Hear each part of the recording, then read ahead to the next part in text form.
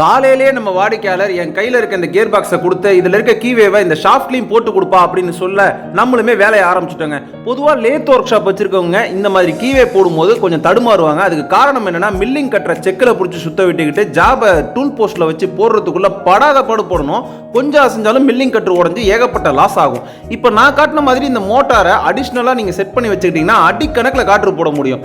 இந்த மோட்டார் வந்து வீட்டில் ஓடக்கூடிய வாட்டர் மோட்டாரை ஆஃப் வச்சுப்பீங்க. இந்த மோட்டாரில் ஹேண்டிலிங்கோட செக்கை 0-0 ஓடுற மாதிரி செட் பண்ணிட்டு கோயம்புத்தூர் உக்கடத்துலேருந்து பழைய மார்க்கெட்லேருந்து நிறைய ட்ரில் பிட்டு சைஸ் வாரியா 6mm 7mm 8mm எடுத்துட்டு வந்து அதை மில்லிங் கட்டுற மாதிரியே கிரைண்டிங் பண்ணி இப்போ பார்த்தீங்கன்னா நம்ம கீவே போடுறோம். இந்த மாதிரி போடும்போது ரொம்ப வேகமாகவும் குயிக்காகவும் நம்ம லெங்க்த்தான கீவே கூட போட்டுற முடியுங்க.